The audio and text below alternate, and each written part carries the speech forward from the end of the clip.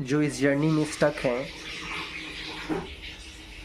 जिस सिचुएशन में स्टक है, उनको वो सिचुएशन को लेट गो करने की ज़रूरत है, छोड़ने की ज़रूरत है। क्योंकि जो करंट सिचुएशन है, आपका जो करंट सिचुएशन है, वो आपके अंदर के ब्लॉकेज, अंदर के इम्प्योरिटीज़ को ही रिफ़्लेक्ट कर रहा है। इसका मतलब ये कि अगर आपने अपने करंट सिचुएशन को पकड़ के रखा, उसे लेट गो नहीं किया, उसे जाने नहीं दिया, तो फिर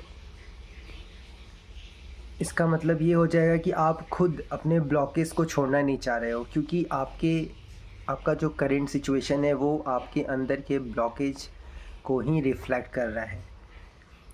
और जैसे ही आपने एक बार अपने रियलिटी को, अपने जो करंट सिचुएशन है, उसको लेट गो किया, उसको छोड़ दिया, उसको सरेंडर कर दिया, वैसे ही आपके अंदर जो ब्लॉकेज है, वो ऑटोमेटिक रिलीज़ हो जाएगा।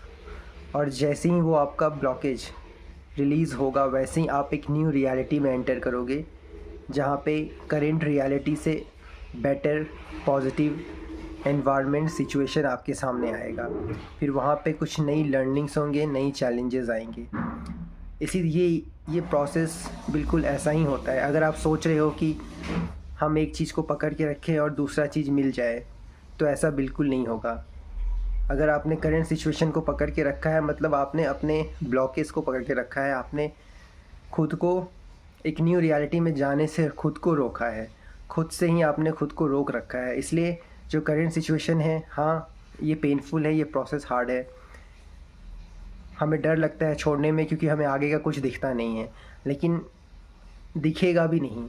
अगर आपने करंट सिचुएशन को नहीं छोड़ा, तो आपको आगे का रास्ता भी नहीं दिखेगा। और अगर आपने छोड़ दिया, तो आप जो चाह रहे हो, आपका जो आगे का रास्ता है, वो ऑटोमेटिक आपके सामने रिवेल हो जाएगा, वो प्रकट हो जाएगा, वो आपको दिख जाएगा।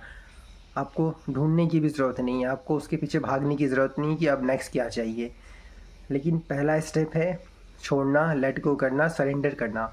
तो वो आप पहले करो। जब तक नहीं करोगे, आप खुद से अपनी ग्रोथ को, अपने चेंज को रोक रखे होगे।